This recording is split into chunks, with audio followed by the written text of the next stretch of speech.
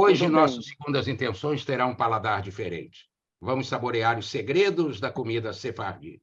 E quem vai fazer essa viagem gastronômica e afetiva conosco é a escritora e pesquisadora Sônia Hirsch, que aborda temas relacionados à saúde, alimentação, bem-estar e espiritualidade, com mais de 20 livros publicados, entre eles Paixão Emagrece, Amor Engorda, Amiga Cozinha, Crônicas e Receitas, Meditando na Cozinha, Bora Viver, e Um Guia de Bem Viver para os mais de 60 aninhos, como muitos de nós aqui.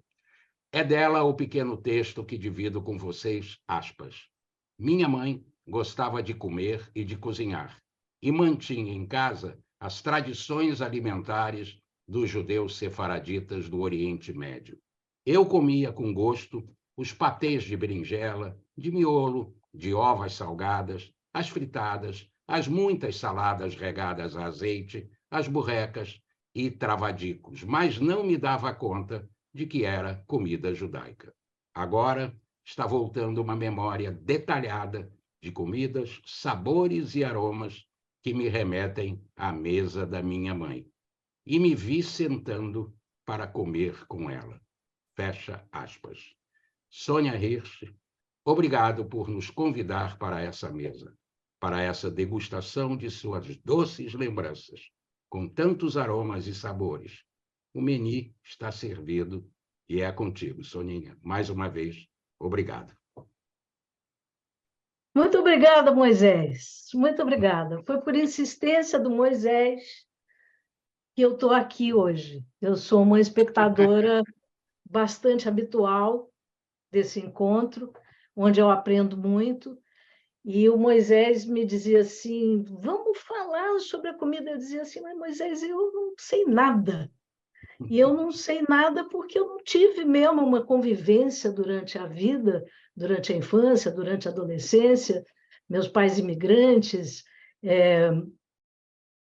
Então, eu não me dava realmente conta de que o que eu comia na minha casa era uma comida sefardi, né? O meu pai não era sefardi. Meu pai é filho de Índia Mapuche, do Chile, com um judeu romeno. Então, a gente não teve essa inserção. Meu pai veio, imigrou, minha mãe imigrou, eles se casaram aqui, tiveram 5 filhos, eu sou a última, e a gente não teve essa inserção na comunidade judaica, né, que teria me ensinado a reconhecer isso como uma comida judaica. Mas aí, por insistência do Moisés, eu comecei a ler uns livros, comprei vários livros no Kindle e tal, e, de repente, eu vi que eu estava a braços com a comida da minha mãe. Então, o que eu vou dizer aqui é muito realmente essa memória afetiva, né? E eu vou começar com uma citação que eu achei espetacular, que a cozinha é o templo da mulher sefardi, mesmo que ela trabalhe fora. Vi isso na minha mãe, vejo nas minhas irmãs, e eu me reconheço aí também, porque por outro caminho, a cozinha também se tornou meu templo, né?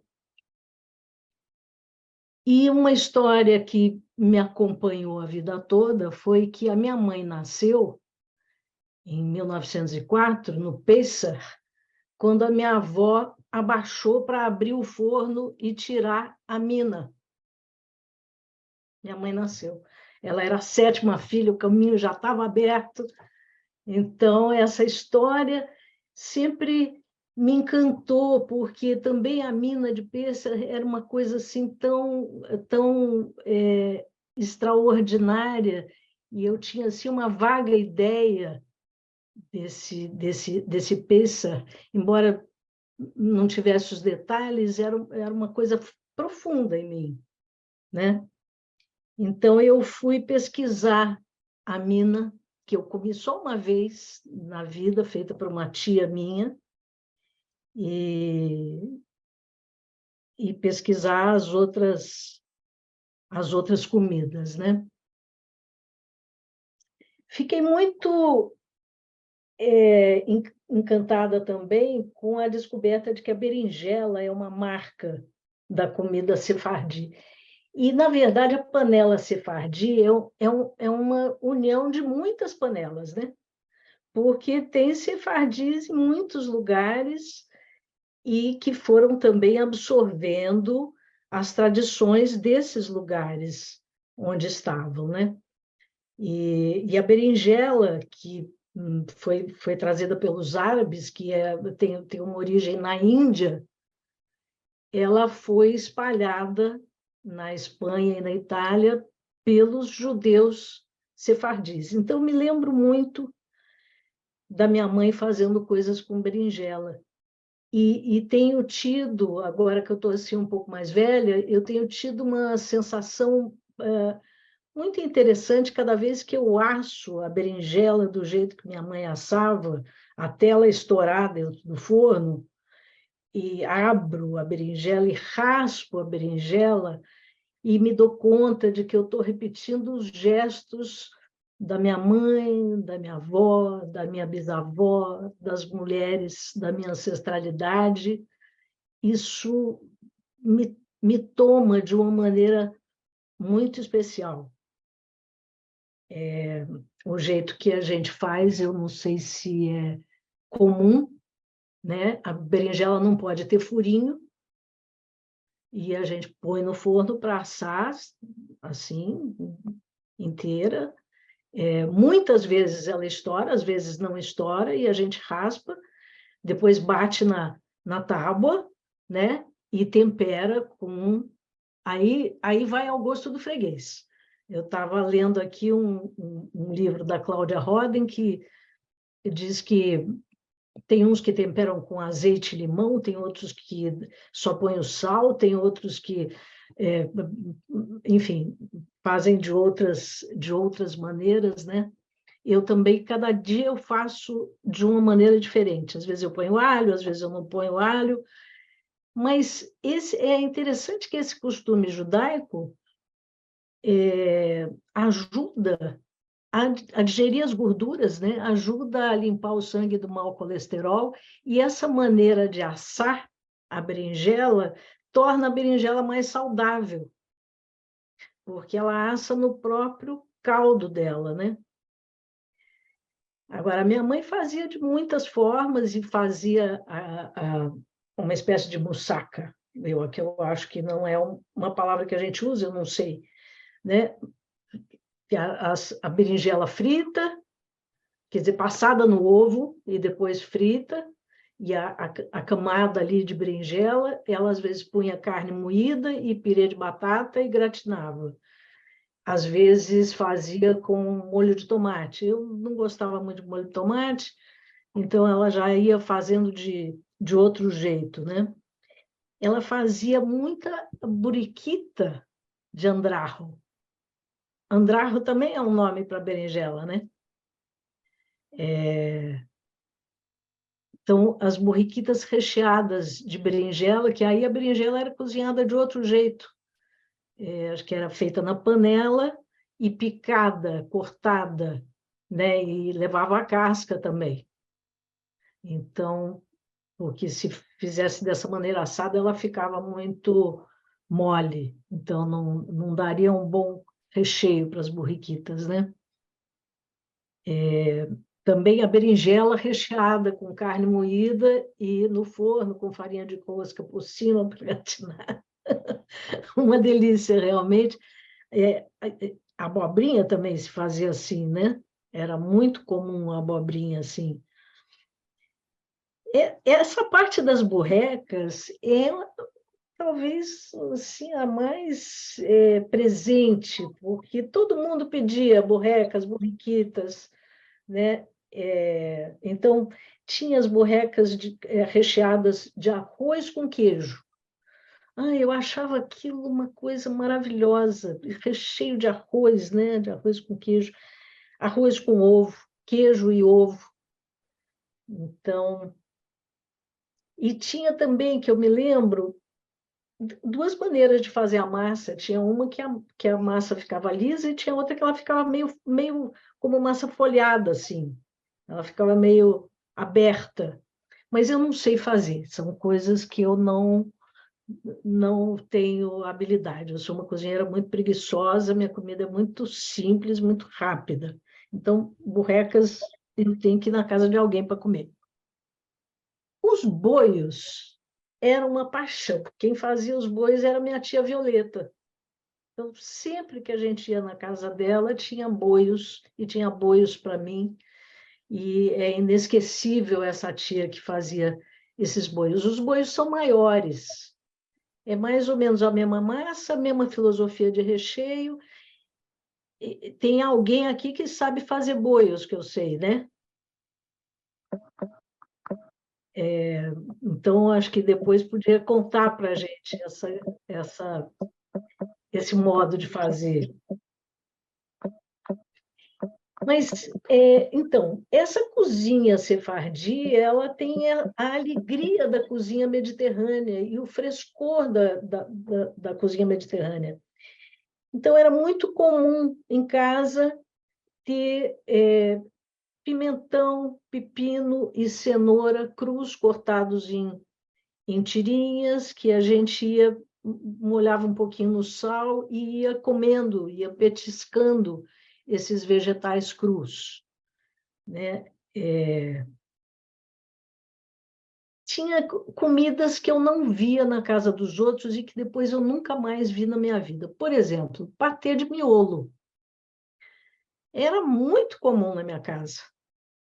E eu cheguei a fazer patê de miolo numa época em que ainda a gente encontrava miolo para comprar, e eu me lembrava muito da minha mãe fazendo. Tenho uma memória visual muito boa, e embora ela nunca tivesse me ensinado a cozinhar, eu ficava muito conversando com ela na cozinha enquanto ela fazia as coisas, né? E há sei lá, uns 15 anos atrás, eu resolvi voltar a fazer. Mas eu não encontrava mais nos açougues, não encontrava mais onde comprar. Um funcionário do açougue disse: eu vou abater um boi, não sei quando eu vou arranjar um miolo para a senhora. Mas o miolo veio cheio de pintinha preta. Aí eu joguei fora, né? E, enfim, essas coisas vão desaparecendo. É que nem língua, por exemplo. Minha mãe fazia muita língua. Era um prato frequente na minha casa.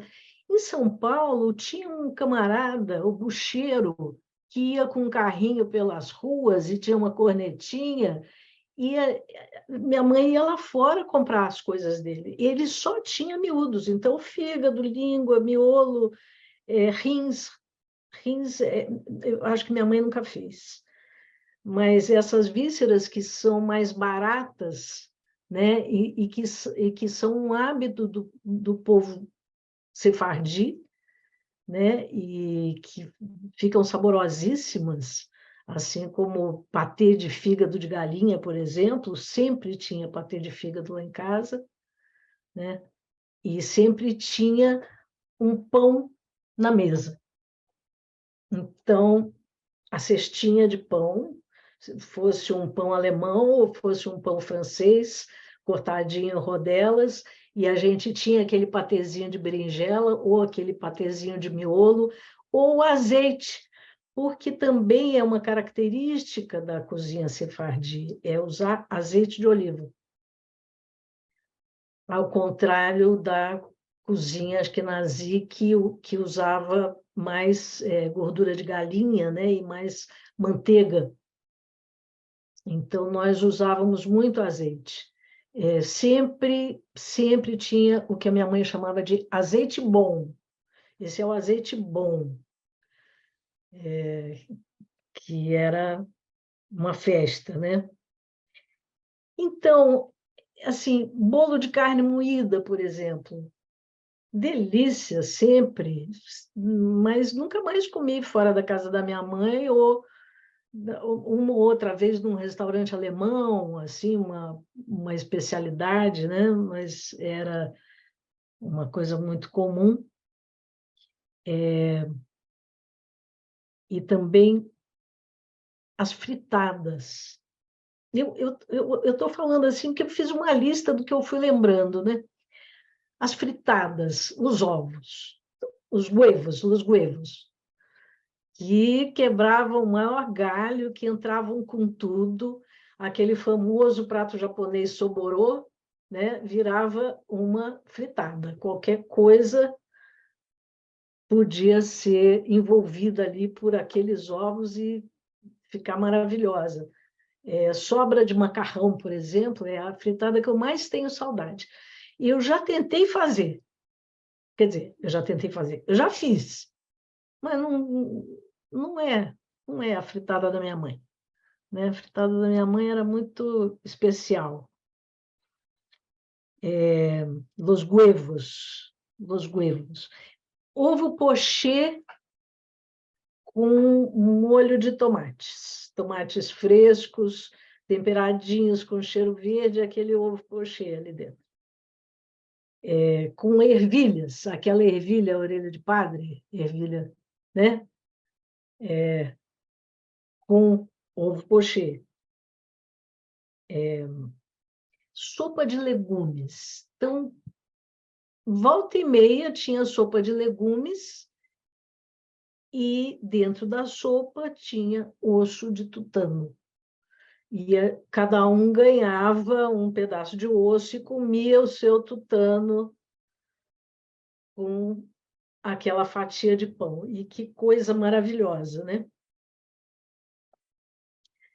Tinha uma coisa que a minha mãe fazia que eu não encontrei nenhuma referência no que deu tempo de ler até agora, que ela fazia a sopa de lentilhas e cozinhava dentro um pedaço de queijo parmesão.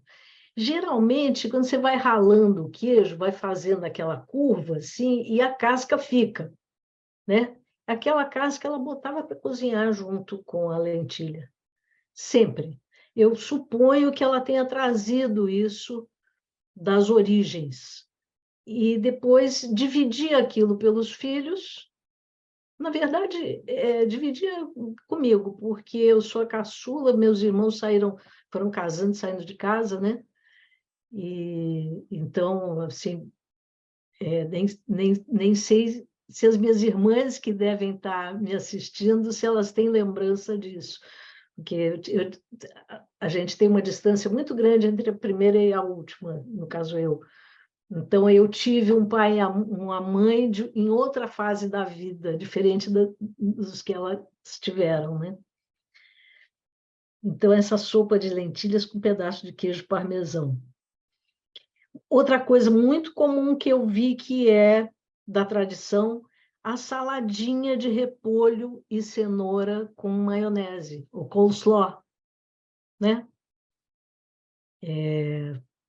Muito fresquinha, bem temperada, gostosa, com uma coisa característica também da cozinha sefardi, que é sempre que se põe limão ou vinagre, se põe uma pitada de açúcar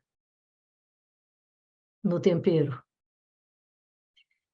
Então, tinha esse segredinho da pitadinha de açúcar que faz a maior diferença, né? Que eu custei muito para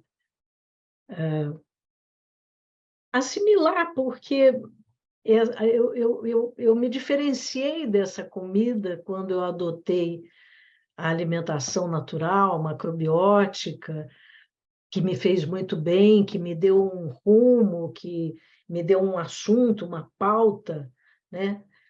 E açúcar foi uma coisa que eu passei a rejeitar completamente. Então, eu achava um absurdo a tal da pitadinha de açúcar.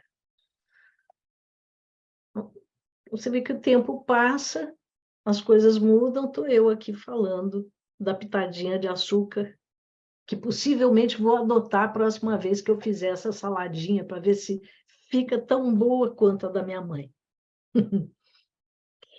Saladas eram muito frequentes. Salada de grão de bico, por exemplo. Era muito frequente. Salada de feijão fradinho, muito frequente. A gente não comia tantos feijões assim. Em São Paulo se come feijão, chamava-se feijão mulatinho, agora eu não sei como é que chama, porque mulatinho não é mais politicamente correto, e também eu acho que a variedade dos feijões vai mudando, né? Mas não era tanto assim que a gente comia mais lentilha, ervilha, né? Grão de bico, feijão fradinho. Comia-se uma acelga. Sempre tinha na casa da minha mãe essa acelga, o guesmo, a Swiss chard, em inglês.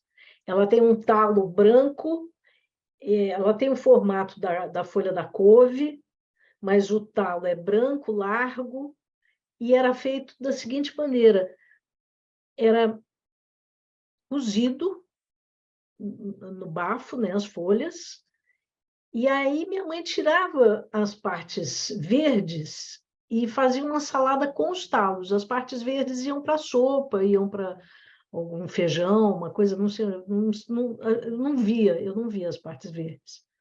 Mas as partes brancas, temperadas com azeite, limão e sal, sempre uma delícia. Eu adorava isso, e mais tarde eu comecei a encontrar nas feiras, depois eu plantei e consegui produzir bem, e é uma comida tradicional sefardi.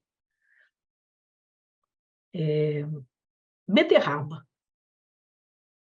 Beterraba cozida com caldo. Então, é uma beterraba que vira uma conserva na geladeira, porque ela é cozida com a casca, com os temperos, depois ela é cortada, enquanto isso se prepara um pouco mais de cebola, porque ela já leva um pouco de cebola para cozinhar, e aí corta-se muito fininha a cebola, tempera-se com um pouco de limão ou balsâmico, uma pitadinha de sal e tal, e depois se mistura, depois de descascar a beterraba e fatiar ou picar, então se mistura mais essa cebola, isso vai para um vidro, fica pronto na geladeira. Sempre tinha isso de ter uma comida pronta, que é também essa característica, né, da preparação para o Shabat, de ter esse repertório de coisas que se podem comer frias ou coisas que ficam cozinhando longamente, como a da fina, como o cholent, né, que são o nosso cozido, né? Inclusive, eu descobri uma curiosidade: que nos Estados Unidos tem uma panela elétrica chamada crock-pot, que é uma latinha com uma resistência, e dentro vai uma panela de cerâmica, um pote de cerâmica com uma tampa de vidro. Ela foi inventada por um camarada cuja avó preparava de véspera a comida do Shabat, e ele, para facilitar o serviço da avó, ele inventou essa panela e começou a fabricar. Ele tinha uma fábrica de coisas de metal, coisas assim, e essa panela chegou na minha mão por outro caminho, por causa das papas de arroz dos chineses, porque eu me dediquei muito a estudar a dietética clássica chinesa, fiz um livro a respeito, e eles recomendam muito as papas de arroz longamente cozidas. Então, eu sempre cozinhei nas minhas panelas de pedra e tal, mas dava um trabalho, de vez em quando tinha que ir lá mexer e tal, porque são panelas que ficam no fogo. Também se pode fazer no forno, né, se tiver uma panela hermética, mas essa panela elétrica é a melhor de todas, porque ela é um recipiente de cerâmica fechado, então não evapora nada, você não precisa se preocupar, você liga a panela e vai embora. Volta 12 horas depois e a comida está lá, maravilhosa, seja a papa de arroz, seja a da fina. Então, é uma curiosidade aí que eu não sabia. Vagem. Vagem sempre tinha na minha casa. Era a leguminosa mais frequente. E sempre feita como salada. Sempre aquela coisa cozida no ponto, sem deixar ficar mole, temperada com azeite, limão e sal. E é curioso que na Espanha, um dos nomes da vagem é Rudia, las Rudias.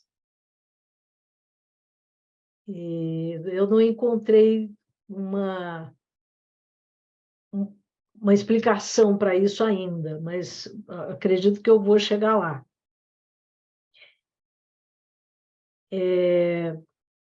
Alcachofra também. Me lembro a vida inteira de comer alcachofra, desde criança.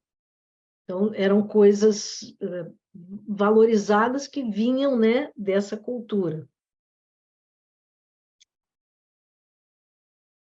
O azeite entrava não só nas comidas, mas ele entrava também como um petisco possível.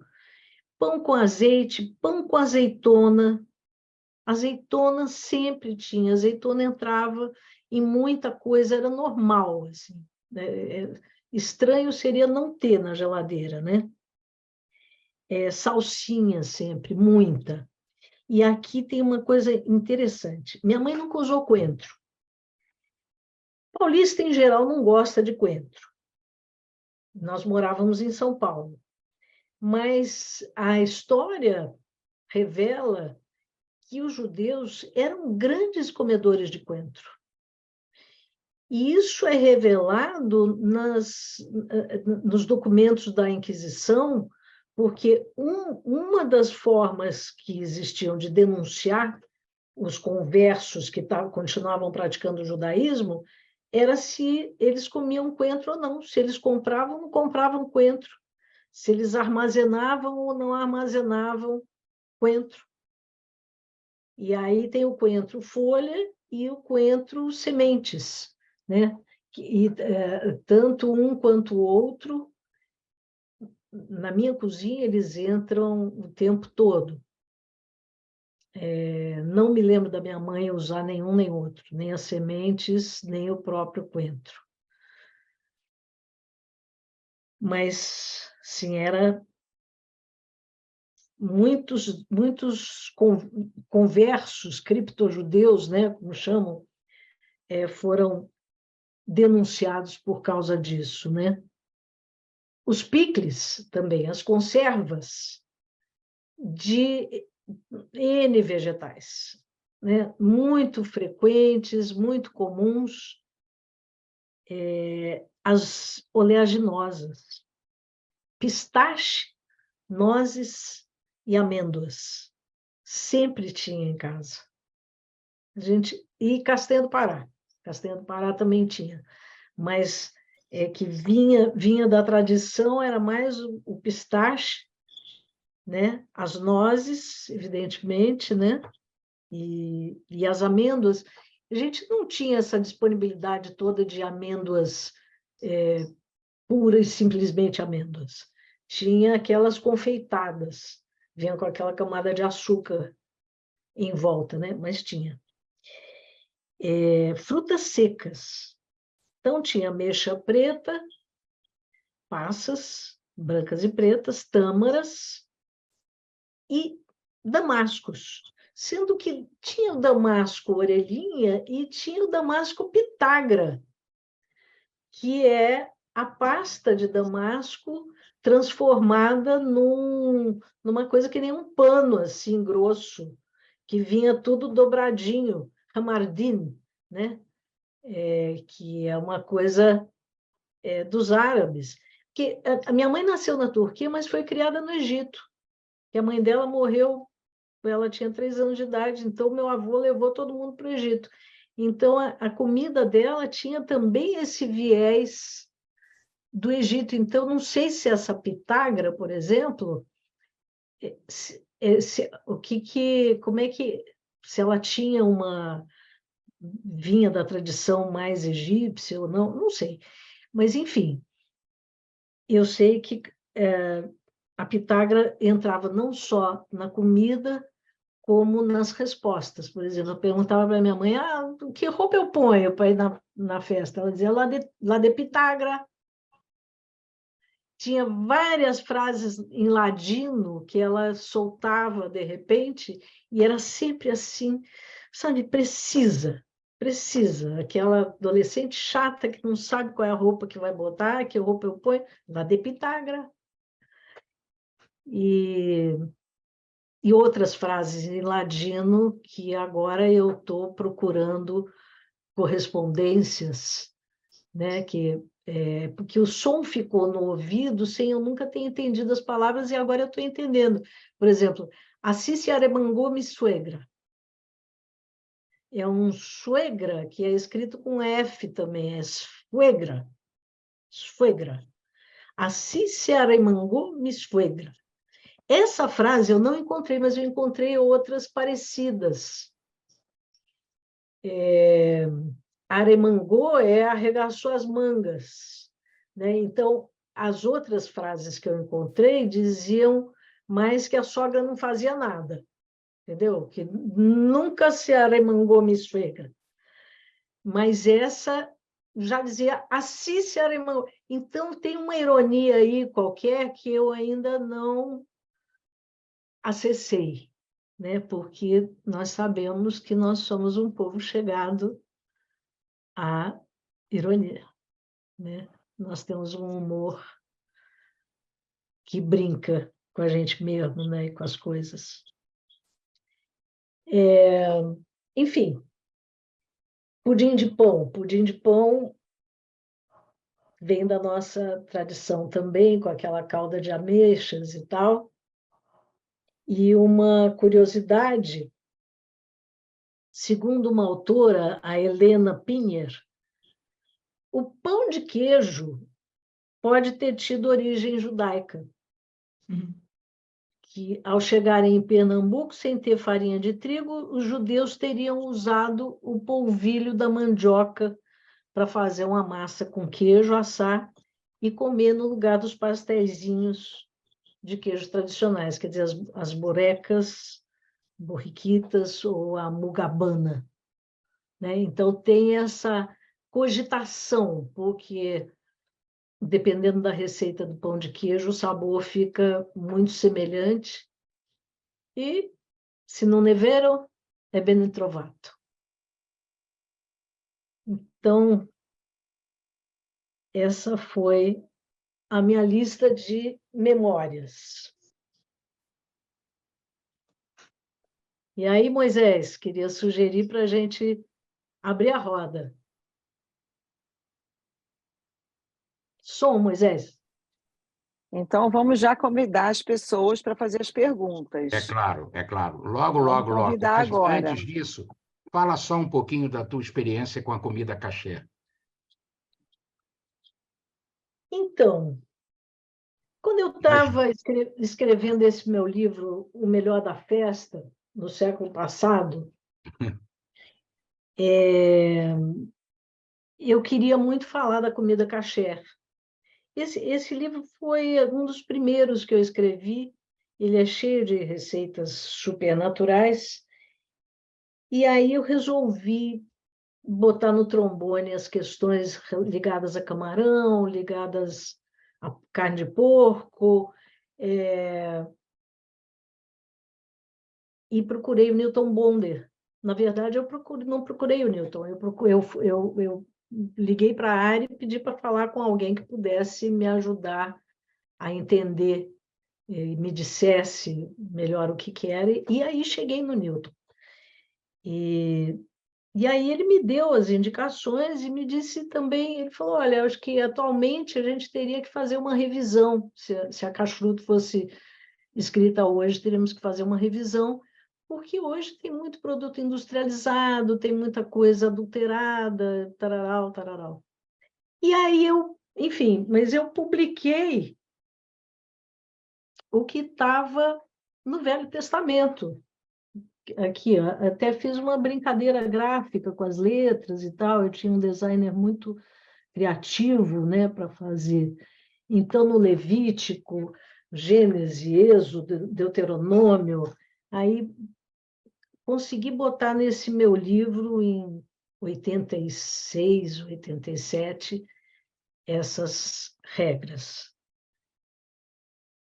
Eu já vislumbrava alguma razão de ser, mas eu também me calava, porque praticamente todos diziam assim, olha, não tem que ficar procurando razões, tem que aceitar, porque o mandamento é esse, e tem que aceitar e pronto, isso não é discutível. Mas a kashrut faz o maior sentido para mim. Eu entendo muito essa proibição, por exemplo, em relação à carne de porco, que numa época que não se tinha geladeira, um animal criado se autocontaminando o tempo todo, com muitos vermes na carne e no sangue. Lidar com esse animal já não era saudável, né? E a própria carne, eu percebo, eu não sou consumidor habitual de carne de porco, mas eu percebo que uma vez ou outra, quando eu como, me saem coisas na pele, né? Eu percebo que tem alguma coisa que é questionável realmente, né? Mesmo hoje, quando se tem geladeira e tal. E já ouvi de outras pessoas que carne de porco tem que ser fresca, porque se passa de um dia para o outro, já certas substâncias começam a se apresentar. Camarão, frutos do mar, são muito perecíveis. Primeiro que não são animais com o desenvolvimento completo, eles estão em desenvolvimento ainda, né?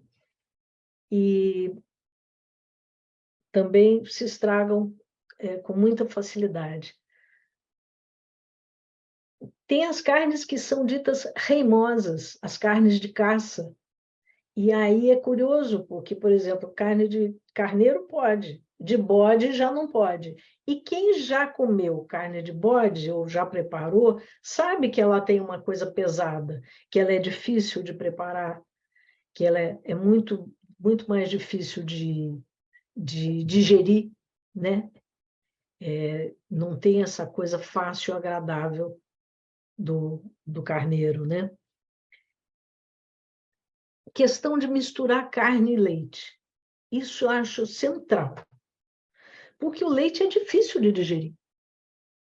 O leite exige um trabalho da digestão muito maior do que o da carne. Então, essa combinação no mesmo prato realmente não funciona, né? Não funciona bem. A gente vai encontrar na kashrut as palavras tahor e tamé. Então, tahor é o que é bom, é o que abre o coração. O tamé trava, bloqueia o coração. O que é o coração?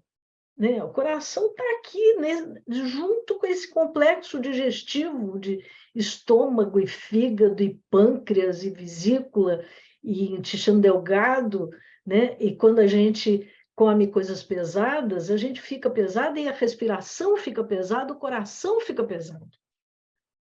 O que a gente vê? Vê as gorduras entupindo artérias e as pessoas, né, com o abdômen proeminente, por conta da má digestão. Então, eu acredito mesmo que tenha razões de higiene, né, predominando, né, nas orientações. Né? Eu acredito mesmo, acho que, junto com a filosofia de vida, tem uma orientação prática, né? Ok? Ok? Então, eu vou abrir agora Mirelle, quem quiser fazer pergunta, por favor, é só clicar, levantar a mãozinha pela ordem. Mirelle, por favor.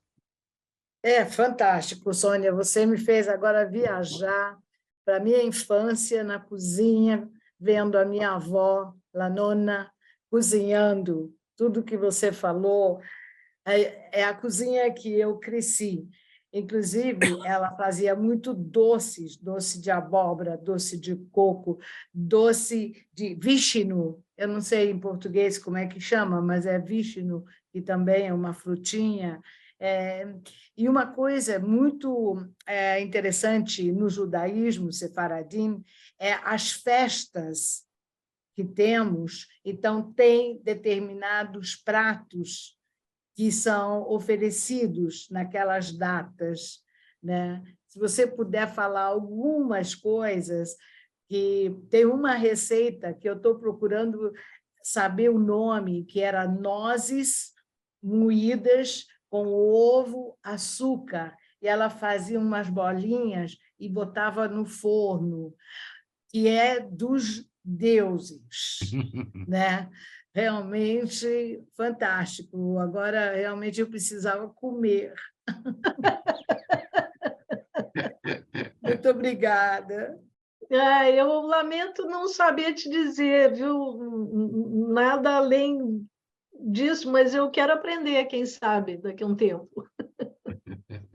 Se alguém souber, né, pode passar. Pode fazer um repositório de receitas. Claro. Aliás, já tem algumas aqui no chat, hein? É bom, quem quiser pode consultar depois. Eu já vi que tem de boios e tem de outro prato também. Agora é o Renato. Boa noite. Muito boa a palestra. Eu teria duas perguntas. Existe muita diferença entre a comida grega e a turca? Se você vai à Grécia, você sabe que a comida não é turca e vice-versa? Ou são muito parecidas? Então, eu não sei, porque eu não conheço nenhuma das duas de perto. Mas a sua pergunta me dá a oportunidade de falar da ova de tainha. Da ova de tainha, eu não falei, eu acho que eu pulei esse pedaço. Eu pulei algumas coisas aqui. Na Grécia, se faz, e minha mãe fazia, a salga das ovas de tainha. E depois ela desmanchava com miolo de pão dormido e molhado no leite. Então, desmanchava essas ovas e temperava, botava lá uma salsinha, era muito pouco tempero, e também era uma coisa para passar no pão. Na Grécia se chama tarama salata. É muito comum. Agora, eu não pude ver de perto essa diferença, mas tem um livro da Cláudia Roden sobre comida sefardita em que ela passa por todos os países. Então, é possível que tenha essa referência lá. A segunda pergunta seria sobre o açúcar. Antes da sua palestra, alguém me avisou que você não é muito favorável ao açúcar, né? Tem algum motivo? Diabetes? Não, diabetes... Diabetes é um bom motivo, né? Não, açúcar em quantidade moderada, açúcar controlado. O açúcar Eu acho que... Eu costumo achar, olha, que se a gente faz 70%, 80% certo, 20%, 30% a gente negocia. Né? Então, aquele chocolatezinho, um pudinzinho. aquela sobremesa de vez em quando, né? O problema é que a gente começa a abusar, 2, 3 dias abusando, e aí já fica difícil parar de abusar, porque o açúcar é muito sedutor, né? Mas o ciclamato também não é bom, né? Eu tive que me afastar por receio do diabetes mesmo, porque eu perdi um irmão com 41 anos, diabético. Então, sério. Hoje eu entendo que o açúcar é só uma parte do problema, que o estresse e outros fatores, a má alimentação e tal, contribuem muito para isso, mas continuo pensando que a gente precisa ter pelo menos 70%, 80% de consciência de uma alimentação legal, né? Legal, obrigado. Aquele doce chama-se mamule. O docinho de nozes com ovos que vai ao forno? É, mamule. Mamure. Eu acho que eu vi num livro aí que eu andei lendo. Então, Raia. Chaya. Boa A noite Raia. a todos. Boa noite, Sônia. Muito Boa boa noite. viagem. Eu não sou sefaradê, eu sou ashkenazi, mas é uma covardia a gente estar aqui na tela falando sobre isso. Nós temos que estar num lugar assim, onde nós em torno, e comendo um pouquinho de cada coisa que você estava falando, porque pela tela falar em gastronomia é covardia, Sônia, pura. E outro ponto que eu queria falar, você fala muito em mãe. Eu também tenho, embora eu não goste de cozinhar, mas gosto de comer muito bem, a minha memória tem muita afetividade com mãe também, em relação à comida. Você também fala muito, né? Eu queria saber se se você percebe essa apresentação quando você fala, essa afetividade que você traz quando você fala da culinária. Sim, sim. Eu acho que a minha relação com a comida passa pela minha mãe, passa por essa tradição. E outro dia alguém postou, numa postagem minha, colocou um comentário a respeito de que eu trato as comidas afetivamente, né? Fez uma relação entre comida e afeto, e eu respondi, não tem distância, as comidas são afetos. Elas são afetos. Porque a gente lembrar, depois de 70 anos, de uma coisa que a gente comeu aos 5 anos de idade, né? É porque afeta, né? E querer comer, né? E querer comer aquela comida. E querer sentir aquele sabor, não é? E trazer de volta, né? Trazer, muito bom, memória viva, isso é uma coisa muito impressionante. Eu acho que só isso, aí é que está o gap, né? De você estar falando, você escreve sobre isso, mas a afetividade vem carregada junto, né? Eu conheci a comida sefaradi depois que eu perdi meus pais, Zichrono Libraha, e a minha Martênice, daqui do Rio, é sefaradi. Está aqui, inclusive, assistindo, eu mandei para ela, e hoje ela faz aniversário, a Neuza Nigre, parabéns. E, assim, o Pêssego, o Rosh Hashanah, são comidas completamente diferentes da cozinha a sefaradi da Ashkenazi, completamente diferentes, né? Mas é muito boa, e esses detalhes todos que você veio trazendo, dos legumes, das verduras, tudo isso. O macarrão, eu esqueci o nome, mas tem um macarrão que ela faz, prepara com açúcar, é uma coisa muito boa, com frango, com carne de frango. Nossa, aprendi a gostar muito, de pedir para levar um pouquinho para casa. Eu queria só terminar falando para você que a Fortuna, que canta em ladino, Sim. ela tem uma música que fala em sogra, Mi Suegra. Eu sou fãzíssima dela. E ela tem uma música que fala em sogra. Agora, eu não sei se a música, o sabor que a sogra tem ali. Muito obrigada. Mas na próxima vez você vem, faz um lugar onde tem, a gente possa comer junto. Luísa. Tá bom. Luísa, querida, tudo bem? Você abre o microfone, por favor. Então, ai, que viagem, gente. Comi isso tudo na casa da minha tia Rica, Barqui também, eu já falei antes. Miolo, toda hora peço para o Rabino, arranja miolo, porque eu só como miolo kasher. Nunca mais arranjei, ele falou que é muito difícil cacherizar, e tem um processo muito longo, e é uma pena isso, mas essas comidas aí, gente, boios travados no mel e no açúcar, né? Minha mãe fazia, deixava banhado no mel e banhado no açúcar. E assim, estou relembrando a família inteira, como se tivesse todo mundo aqui numa festa, muito bacana. Obrigada, Sônia. Maravilhoso essa palestra maravilhosa. Muito obrigada. Obrigada. Muito obrigada. Liana, Oi. Eu pensei que Liana, fosse acho que é a Luísa primeiro, não é? Não? já foi. a Luísa acabou de falar. Acabou de falar. Desculpe, é que eu estava escrevendo umas coisas aqui. Então, vou fazer uma brincadeira com a Sônia. Sônia, eu adoro berinjela também, faço muito, de várias formas. Mas eu me dei conta há alguns anos de quantos vermes eu comi. Por quê?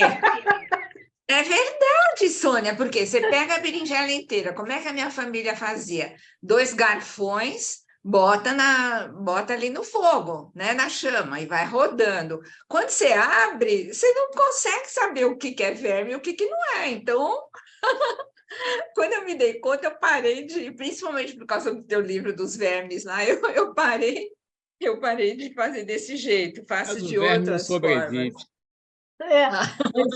Mas, Liana, eu ri porque eu também já comi muito. E, no interior de São Paulo, chama bigato. E eu fazia a berinjela e eu achava que aquilo que eu via de vez em quando, que eu não prestava muita atenção, era um monte de sementinha grudada, que tinha ali uma anomalia qualquer na berinjela. Hoje eu vejo, né, e separo as partes pretas e tal, quando eu abro uma berinjela que por acaso está assim. Por isso tem que ser uma berinjela sem furinho. O quê? Berinjela? Tem que ser uma berinjela sem furo. Eu olho, mas às vezes você não consegue ver. Você abre, tá cheio de bicho ali. Tomate engorda. Mas, Sônia, se você colocar uma pitada de bicarbonato de sódio, sai todos os bichinhos. Todos.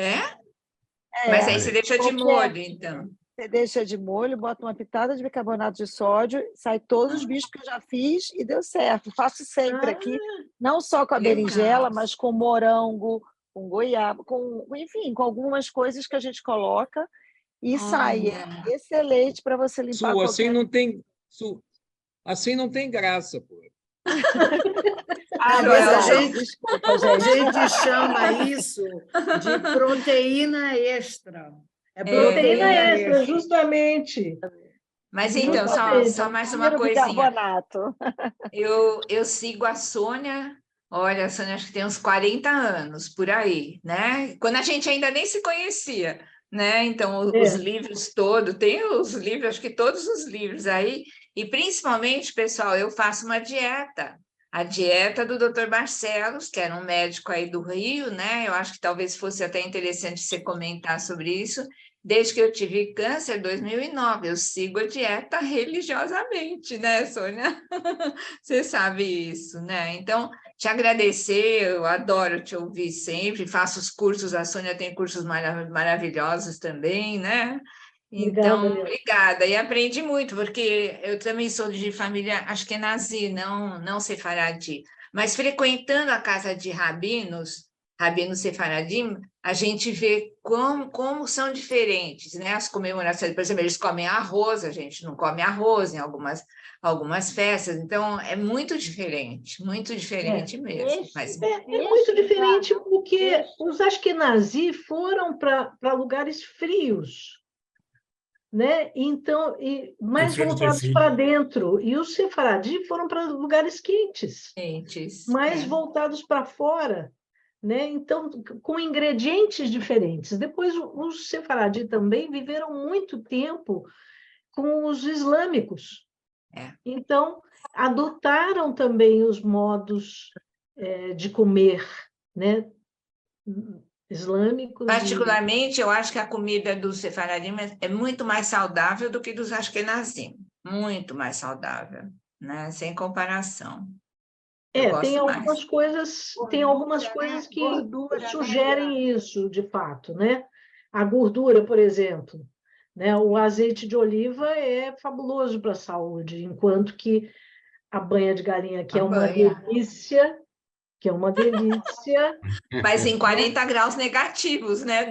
Não num país tropical, né? não é? Pois é, Delícia, esse é que é o delícia. problema. Esse é que é o problema, que a gente muda e não muda o jeito de comer, né? Obrigada, Sônia, obrigada. eu esqueci de uma Obrigada, coisa Liana. também. Os figos, que também faz parte da cozinha, né, separadinho. Sim, maravilhosos. Toninha, eu estou aqui na apresentação, eu falei de um livro que me acompanha já há alguns anos, por vários motivos, que é o Bora Viver, um guia para 60+. Sim. Fala um pouco desse livro, porque aqui, mais de 160 pessoas, eu acho que a grande maioria já tem mais de 60. Fala um pouquinho desse livro, dá algumas receitas. Dedo engano, Moisés, ou eu então tenho com 25. 59 e 11 meses. Pronto. Ok? Fala um pouco desse livro. Suzana, fala alguma coisa, Suzana. Olha, Vou passar. Vamos lá, Soninha. Esse livro é um caldinho do meu trabalho. Pois é. Na verdade, é o seguinte, eu fui desafiada a dizer como é que eu me sentia aos 70 anos. Aos 70. Quando eu fiz 70, 5 anos Então, esse atrás. livro tem 10 anos de atraso. Esse livro... assim, bom, e aí assim, como é que eu me sentia aos 70? Me sinto tão bem aos 70 quanto me sentia nos melhores momentos dos 60, dos 50, dos 40. Eu considero que eu estou melhor hoje do que já estive em vários anos atrás, porque hoje eu tenho uma liberdade. Toda a minha trajetória me trouxe uma escolha, vamos dizer, pelo que me deixa bem, mas com suavidade, sem rigidez. Eu fiz um caminho muito duro para chegar nisso, né? Porque fazer macrobiótica, eu fui macrobiótica 10 anos, macrobiótica vegetariana, nossa, que coisa difícil. É muito heróico. Você tem que acreditar muito naquilo para poder fazer, porque é como uma religião, né? Você tem que acreditar naquilo.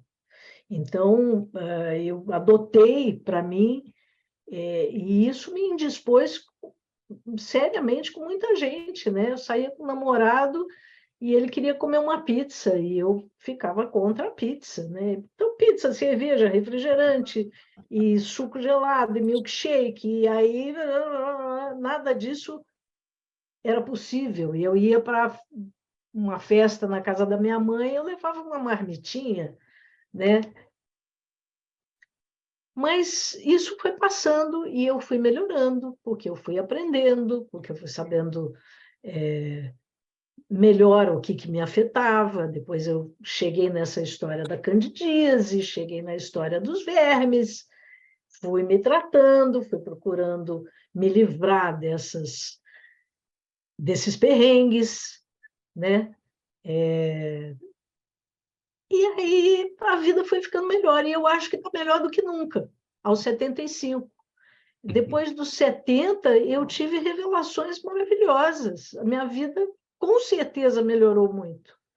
Até porque, assim, agora, quando eu fiz 75, eu consegui virar uma chave e tirar um peso das minhas costas, o meu próprio peso, o próprio peso da cabeça, que carregava muita coisa que não precisava, da sensação de que 75 anos são 3/4 de século.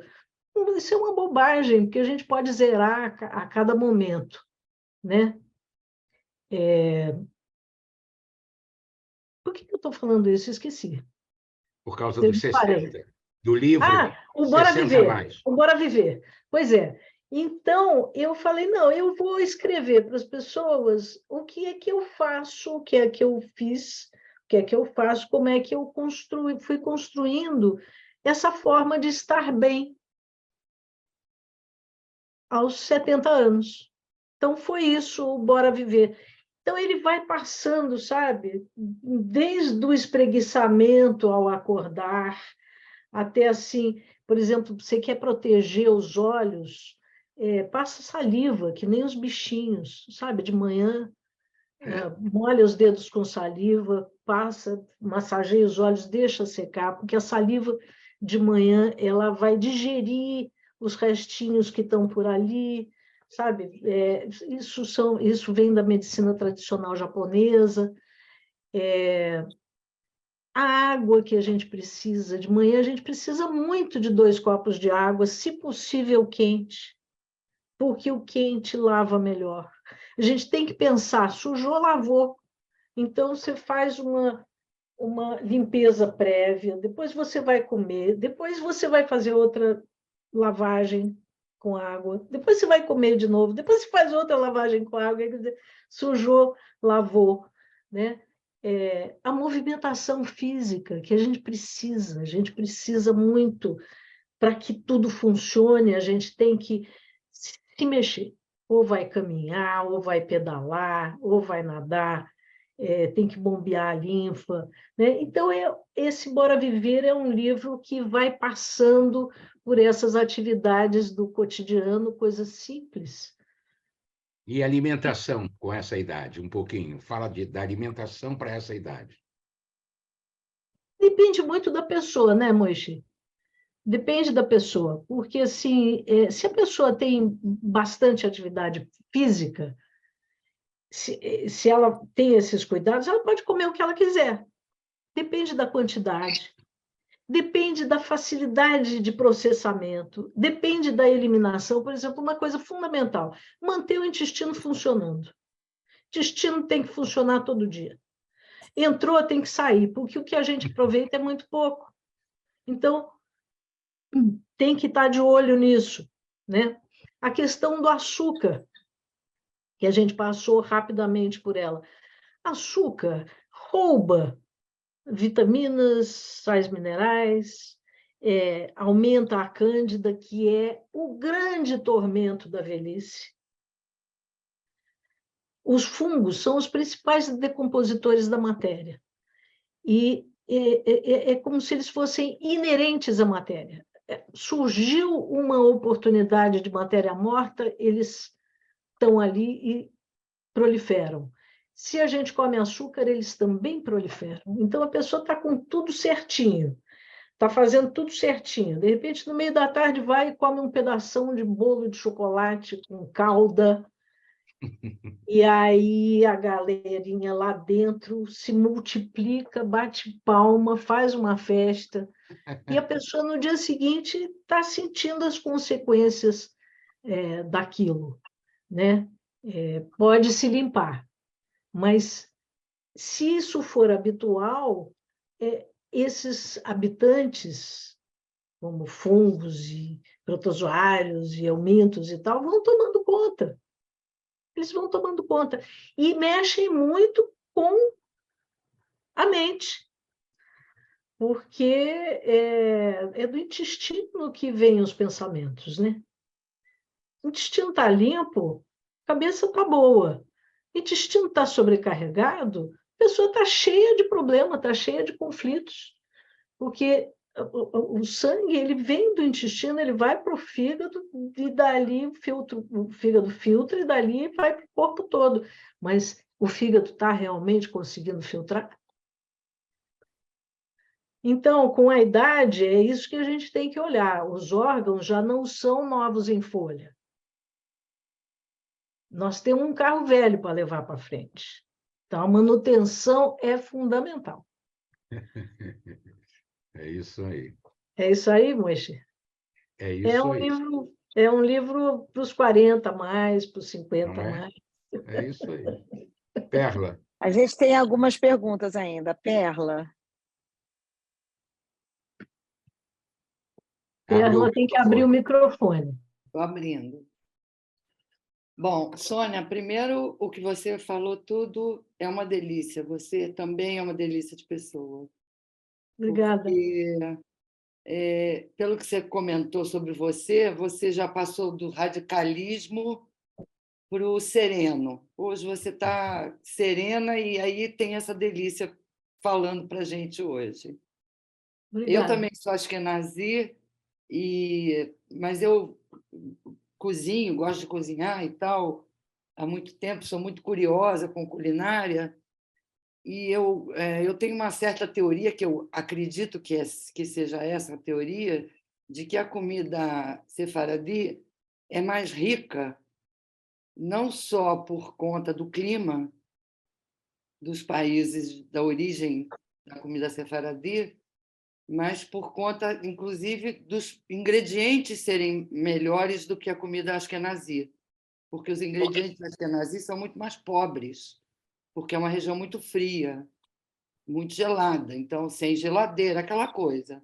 Então era assim, era o peixe que tinha que sobreviver, eram as conservas que tinham que sobreviviam por causa do gelo, e batatas e cebolas, tudo era muito barato, porque era o que tinha. Então, mas tem o seu valor, né? Porque a comida, apesar da comida askenazi serem ingredientes mais baratos, ela tinha que ter mais tempero para poder ficar saborosa. Então, tem esse diferencial. E eu acho a comida sefaradi assim, riquíssima de sabores, de paladar. As frutas, os damascos, as tâmaras, isso só tem na região do calor. Exatamente. Então, tem essa diferença, mas tem os lados bons e ruins. Então, eu acho que isso é uma coisa que a gente vale a pena ter isso na cabeça, porque cada uma tem o seu valor e tem a sua regionalidade, digamos assim. Isso, exatamente. E é apropriada para o clima em que se cada uma construiu, né? Exatamente. Tem coisas eu conheço pouco, mas eu conheço bem menos. Mas tem coisas da comida askenazi que eu adoro. Por exemplo, não sei se eu vou falar certo, Hreim. Nossa, na casa da sogra do Moisés, eu comi um gefilte fish com essa beterraba misturada com raiz forte, que entrou para a minha vida para todo sempre, né? Eu faço comida askenazi, eu faço. Faço, inclusive, para fora, né? Mas esse diferencial, eu acho importante a gente, como de origem judaica, ter isso em mente, né? Isso, valorizar todos os lados. Todos os lados. Agora, você falou muito do miolo, que, quer dizer, meus conhecidos, meus amigos e tal, na minha casa tinha muito miolo, mas a minha mãe fazia bolinho frito de tudo que era legumes para a gente poder comer. Eu sou como você, eu sou uma família grande, eu sou a última, e era bolinho de miolo, bolinho de chuchu, bolinho de berinjela, bolinho de tudo para a gente poder comer. E as conservas de pepino, de beterraba, de cebola, isso tudo, porque a origem dos meus pais, que os dois eram poloneses, era de conservar no gelo, quer dizer, dos meus avós, né? Na verdade. Meus avós faziam para os meus pais e minha mãe trouxe isso para casa. Mas tem isso, eu acho que a gente tem que dar valor a tudo que a gente tem de possibilidade de conhecer também. Inclusive, por exemplo, os chucrutes, atualmente eu divulgo muito as conservas em salmoura e conservas como chucrute, porque está todo mundo precisando muito de probiótico. E aí você, aqui no Brasil, você não tem a facilidade de encontrar, de comprar, para importar, é caro, nem sempre vai fazer o efeito desejado, e basta você fazer um chucrute que você tem todos os probióticos. Né? Na verdade, você falou da acelga, que é uma coisa muito pouco conhecida, aqui no Rio sempre tem. E eu não posso comer repolho por problemas digestivos, faço tudo que pode se fazer com repolho, eu faço com acelga. Inclusive salpicão, sabe? Faço com acelga. Mas eu adorei te ouvir, adorei te conhecer. Conheço tua literatura muito pouco, mas vou começar a seguir melhor. Muito obrigada. Muito obrigada, Perla. Ângela. Ângela, querida. Abre o microfone.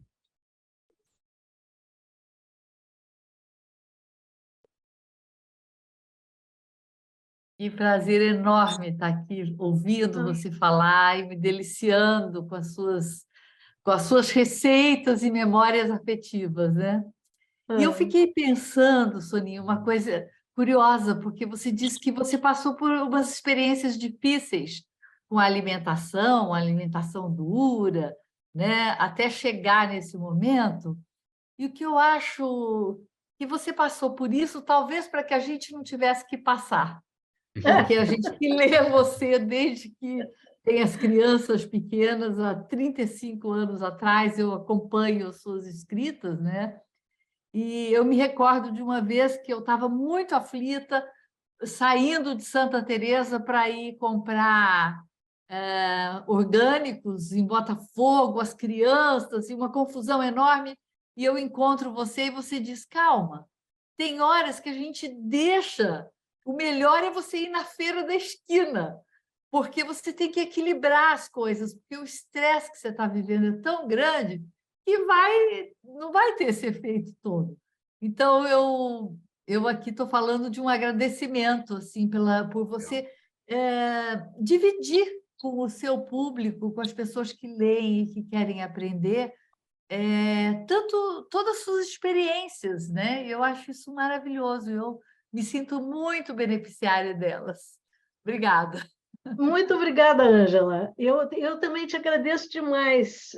Teve uma fase que eu estava fazendo a dieta da candidíase, lembra? Eu estava escrevendo aquele meu livro Só para Mulheres, onde eu descobri que eu tinha candidíase desde criança. E nós éramos vizinhas em Santa Teresa. E teve uma hora que eu estava subindo pelas paredes, eu estava desesperada. Ângela falou para mim, vai ali na Majórica, pega o carro, vai ali e pede um brochete de filé mignon. Lembra? Ela falou, e uma porção de brócolis.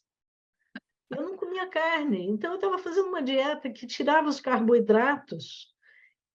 E aí eu comia só um peixinho, outro, uma coisa assim. A Ângela me deu esse conselho, eu fui, minha vida mudou, eu virei outra pessoa. Muito bom, assim, né? muito obrigada por eu poder contar isso também, que me ajudou tanto, né? Porque é sempre de mão dupla, né? Tudo é relação. Né? Legal. Acima, querida. Oi. Sônia, foi uma delícia a palestra. Você falando aí, dando uma vontade louca de a gente comer tudo. Tudo, que delícia! Eu não peguei uma coisinha que você falou sobre bicarbonato na berinjela e na abobrinha. Não entendi direito, acho que eu não peguei. Você podia explicar para mim o que você falou a respeito? Não fui eu que falei, mas o que eu entendi é o seguinte, que se você pegar a berinjela e puser dentro de uma vasilha com uma colherinha de bicarbonato, os bichinhos que tiver lá dentro saem todos. Ah, é? É. E que pode-se fazer isso... Que quantidade que você falou? Eu não ouvi quantidade, mas eu acho que assim uma colherinha de bicarbonato, colherzinha de café. De café para 1 litro de água deve funcionar muito bem. Né? Isso. Não, era só isso, muito obrigada, viu? É que eu não tinha pego. Parabéns, maravilhoso, foi uma delícia, obrigada.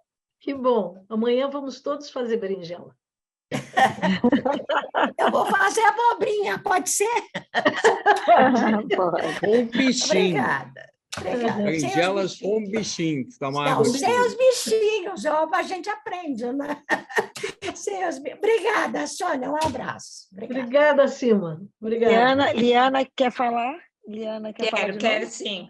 Ai, querida. É assim, tá me ouvindo, né? Sim. Há muito tempo atrás, eu cuidava da editora do Beit Rabat, aqui em São Paulo, e eu preparei um texto sobre o Maimônides, eram as orientações, digamos assim, gastronômicas, né, Sônia, do Maimônides, é muito interessante, mas tinha uma coisa que ficou gravado para mim, ele focava muito, frisava muito a importância também dos intestinos, e justamente ele falava assim, os jovens têm que comer algum alimento em salmoura de manhã em jejum, para o intestino funcionar bem. Esperar 1 hora para depois tomar o café da manhã. E os idosos, ele aconselhava uma colher de sopa de mel com água morna e também esperar 1 hora depois para poder tomar o café. É interessante, né? Porque é isso que você falou da importância, né? da salmoura, né? do repolho, de todas as outras. Mas eu fiquei com uma dúvida, porque sobre a saliva de manhã em jejum, porque agora eu estou fazendo assim, antes até de escovar os dentes, eu raspo a língua, e depois que eu escovo os dentes. Mas agora eu fiquei em dúvida por causa disso que você falou da saliva. Para os olhos, né? Para os olhos. Isso é uma coisa muito antiga. Muito antiga. Isso vem eu vi num livro do Michio Kushi, ele disse, se você quer proteger os seus olhos, você faz isso. Ao acordar, você lambe os dedos, massageia em sentido circular e deixa secar. Mas antes de lavar a língua ou depois de lavar a língua? Antes. E, assim, também tem que ver se é preciso escovar os dentes de manhã, né? Porque o quê? Eu não vi. Tem que ver se é preciso mesmo escovar os dentes de manhã. Ai, Sônia. O que acontece? Se você acorda com mau hálito, isso vem do estômago. Porque antes de dormir, passou o fio dental, escovinha interdental, escovou os dentes, bochechou, foi dormir. Então, a boca está limpa. Mas e o muco? Porque às vezes escorre o muco. Mas o muco, nariz e vai sendo engolido, né? Então, vem do estômago. De qualquer maneira, esse mau hálito que pode ter de manhã, ele não é da boca. Agora, se a pessoa comeu e foi dormir, durante 1 hora e meia, fica alguma coisa voltando para a boca, né? Então, primeiro, não pode comer e dormir, né? Segundo, tomar uma água quente antes de dormir, um chazinho de camomila, um chazinho de sálvia, um chazinho que vai ajudar o sono, né? E que vai também ajudar a lavar o estômago, porque o estômago ele tem uma camada natural de muco que o protege as paredes da corrosão ácida do próprio suco digestivo. Então, isso é normal, ter um certo muco no estômago. Agora, qualquer coisa que venha para a boca vai estar sinalizando um cuidado que precisa ser tomado aí, né? Então, aquela história, sujou, lavou, e de manhã, se o dente acordar peludo, é porque tem alguma coisa errada na alimentação. O normal é o dente acordar lisinho. Né? Agora, se a pessoa come um queijo ou toma um leite, por exemplo, vai acordar com dente peludo. Se comer açúcar, vai acordar com dente peludo. O que é esse pelo? São bactérias. Então, para isso, a gente tem os esquemas de limpar, né? Os chás de limpar o tubo digestivo. E a escovação de dente, os próprios dentistas atualmente reconhecem que não é para escovar 3 vezes por dia, que uma escovação por dia bem feita já resolve. E à noite, né, de preferência. Deve ser à noite, antes de dormir, porque a gente vai ficar com a boca quieta durante um número de horas, né? Bem, como eu sigo você há muito tempo, eu não consumo leite, nem derivados, nem açúcar, nem nada branco. Então, essa parte está boa. Obrigada, Sônia. Que bom, Liana. Oi. Mirei. Oi, Eu Mirei. queria fazer só um comentário, que eu assisti a uma palestra desse indiano, Ravi Shankar, e uma Sim. coisa que ele falou que eu achei fantástico, e eu levo isso na minha vida. Se você junta as suas mãos e tem uma tampa, é exatamente a quantidade que você precisa consumir de comida por dia. Não é quantidade, é qualidade. Isso. E eu faço isso, eu não vivo para comer, mas como para viver. E procuro de qualidade exatamente isso. Você mantém o seu peso, você tem uma pele boa, e nós temos a mesma idade, Sônia. Eu também tenho 75 anos. E estamos muito bem. Aleluia! Aleluia! É isso, muito Aleluia. obrigada. Que Obrigada bom, mesmo. Obrigada, obrigada por Suzana. trazer o Ravi Shankar. Que bom. Muito bom Ok, ele. gente, eu acho mais alguém para fazer pergunta, algum comentário, alguma... Cima. Cima, pode falar, Eu Cima. queria perguntar, você pode falar rapidamente sobre o leite? Rapidinho.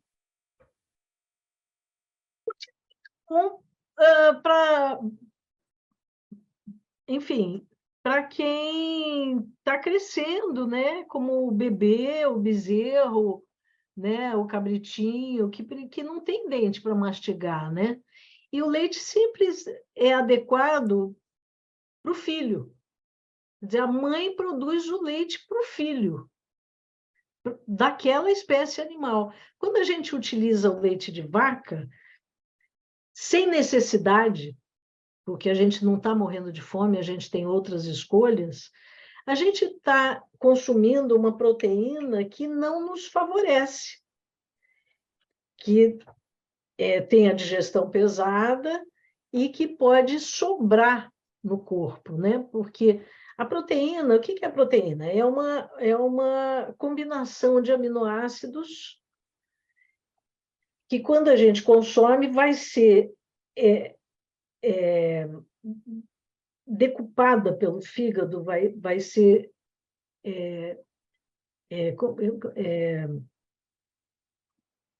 me foge a palavra agora, mas enfim, esses aminoácidos vão correr livres pelo sangue. A gente come uma proteína na forma de uma carne, por exemplo, isso não vai em forma de carne para o sangue. A proteína, esse conjunto, vai ser desconjuntado, desagregado, e os aminoácidos vão correr livremente, e cada tecido do corpo vai utilizar os aminoácidos de que precisa.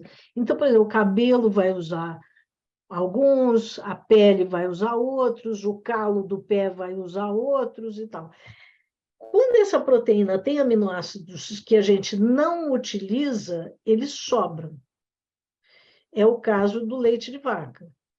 O boi tem chifre, pelo e rabo. Então, o leite de vaca tem aminoácidos que são para isso, para manter os tecidos do boi saudáveis.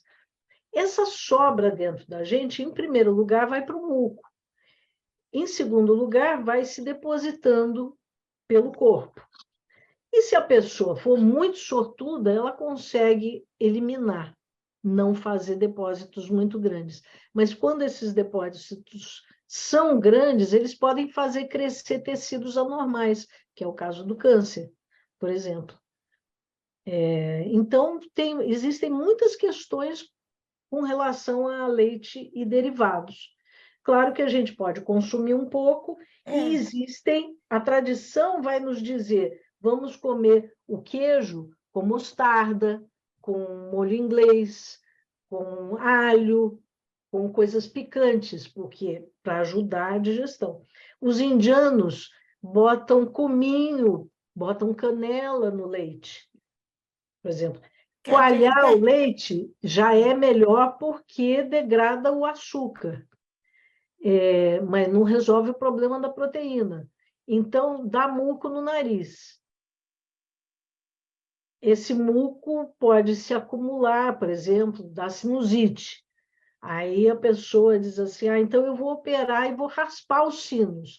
Aí dançou, porque abre uma porta para 1000 micróbios entrarem, para fazer uma infecção generalizada. Então, assim, se a pessoa está bem, não tem por que mexer nos hábitos. Não se mexe em time que está ganhando. Mas se começam a aparecer questões, tem que olhar. Por exemplo, muitas vezes a pessoa consome leite e fica com o intestino preso. O intestino preso é uma desgraça. Quer dizer, ele não precisa ser exatamente eliminado, mas tem que ser limitado. É isso? Eu acho que a pessoa tem que ter consciência, sabe, de que ali tem alguma questão, de que não é exatamente um alimento saudável. Ok. Muito obrigada. Nada. Sônia, eu queria falar 2 coisinhas muito interessantes, né, da sua palestra excelente, maravilhosa, que eu fiquei encantada com tanta coisa bacana que você falou, que me remeteu muito também aos meus pais, meus avós, enfim, da saliva que você falou. E a minha avó, minha mãe, enfim, meus pais sempre falavam que a saliva, a primeira saliva do dia, que ela era tão forte, tão cheia de poder. Por exemplo, se você tinha uma espinha, passava saliva na espinha e ela secava a espinha. Então, além dessa que você estava falando do olho, a saliva também era importante para você secar uma espinha. E isso eu fiz a minha infância inteira, porque eu ouvia minha avó, minha mãe falar sobre isso. Então, é uma coisa assim que você falou. Eu falei, gente, acho que a primeira pessoa que eu ouço falar sobre isso é, sei lá, não sei quantos anos, acho que é a primeira depois da minha família. Então, eu fiquei assim, né, fora toda essa alimentação que você falou, do miolo, de tudo, que também foi da minha infância, isso para mim também foi muito interessante. E para complementar agora sobre o leite também, porque, enfim, eu tive meu segundo filho, eu tenho 4 meninos, mas o meu segundo teve uma alergia alimentar a leite, e eu, quando pequena, também era alérgica a leite. E o médico que eu fui, que foi um médico maravilhoso, o Giuseppe Santalucia, não sei se você já ouviu falar nele, um gastro, e ele falava exatamente isso. O único que toma o leite, que não é bicho, que toma o leite da vaca somos nós, porque ninguém toma mais, porque isso é da mãe para o filho, e que não existe isso, né? Essa consciência de ter que tomar leite, porque a concentração do cálcio do leite, na verdade, você acha muito maior na sardinha, no brócolis, e como meu filho teve, né, quando pequeno, essa alergia, que não, o intestino, em vez de ficar preso, ele soltava, então eu ficava com diarreia. Sim. E aí eu substituí a alimentação, tirei o leite, porque tinha aquele fantasma, você não vai dar leite para o seu filho, né? Ai, meu Deus, que coisa! E eu tirei o leite, e aí tirei o leite da minha casa, assim, de todo mundo, e eu substituí o cálcio na forma de sardinha, na forma de tantos alimentos que têm muito mais concentração de cálcio do que o próprio leite, mas as pessoas acabam não sabendo disso, né? E realmente o leite é inflamatório. Você sendo alérgico ou não, ele é inflamatório, né? E acaba trazendo tantas outras doenças que as pessoas nem sabem, né? Por falta desse conhecimento e também da própria indústria, né? Que também quer. Então, eu achei tão lindo você falar coisas tão importantes assim, básicas, e o chá, a água morna de manhã, da medicina chinesa para o baço. Então, assim, é tanta coisa bacana, tão simples que a gente possa fazer para a nossa saúde, e você trouxe isso. Olha, eu estou assim, muito feliz de ouvir mesmo, foi maravilhoso, parabéns aí de trazer essa luz para a gente hoje, obrigada mesmo. Olha, muito obrigada, viu? Eu gostei muito de saber disso da espinha, da primeira saliva de manhã. Gostei muito. Não gostei muito de estar aqui. Eu, por mim, vou ficando, entendeu? A gente também, a gente vai ficar. Sônia, eu vou ficar triste, Sônia, porque eu adoro o derivado de leite, não o leite em si. A minha melhor refeição é o café da manhã. Eu como tanta coisa, muita fruta e muita coisa de leite. Que tristeza que eu estou. Mas não fique Mas, triste, Raia, não, não porque precisa radicalizar verdade. também, né? Não, porque a tristeza faz mais mal do que o leite. É verdade. Não, mas foi porque caiu assim, caiu, a máscara caiu. Tá, Eu adoro café da procura manhã. leite desnatado, Leite sabe? de Não, é cabra. questão do É, leite, leite de não. Não é cabra. questão do pior. leite, não. É o queijo, é o iogurte, Mas é o pote um pouquinho, veja bem, verdade. um pouquinho, isso, é tudo só isso ter faz parte equilíbrio. do café da É manhã. isso aí. Tem que ter equilíbrio. É isso aí. Sônia, mais uma vez, obrigado em nome do Maravilha. nosso grupo, do Segundas Intenções. Muito Umas bom. palavrinhas assim finais, uma receita de bem viver. A palavra é tua. Depois, a nossa Suzana vai anunciar o próximo convidado. Ok? É contigo. Mais uma vez, muito, muito, muito, muito obrigado. É contigo. Eu é que agradeço. Eu é que agradeço porque, graças ao seu convite, Convite eu me não, vejo... exigência. Isso não foi um convite, foi uma insistência, uma Então, tá bom. exigência. Português, claro. Graças à sua exigência, eu estou animadíssima, porque eu encontrei um novo tema que está me interessando muito e que não se esgota aqui, muito ao contrário, aqui, né, o que eu pude passar é só um esboço, né? Claro. Então, estou muito interessada nos sefarditas e na comida judaica em geral. Então, eu só posso agradecer, Moisés. Minhas palavras são essas, e que o afeto que a gente encontrou aqui perdure nos corações de todos. Eu não tenho dúvida que dará frutos maravilhosos. Suzana, anuncia a nossa próxima atração. E, mais uma vez, obrigado, Soninha. Vou anunciar, a gente, segunda-feira que vem, vai estar recebendo o Beit Alohem e a luta e superação dos 50 mil heróis feridos do Tzhal pela existência e defesa da Mediná Israel. Vamos falar sobre heróis, soldados que se superaram depois da guerra e começaram uma nova vida e trouxeram exemplos para todos os jovens, todos os que seguem, enfim, um exemplo de superação dia após dia. Vamos trazer casos bem emocionantes e vamos falar também dessa importância desses heróis, da gente apoiá-los e estar com eles. Então, vai ser muito emocionante segunda-feira que vem. A gente espera vocês aqui no Segundas Intenções, para a gente estar junto e conseguir aqui saber dessas histórias tão emocionantes de vida.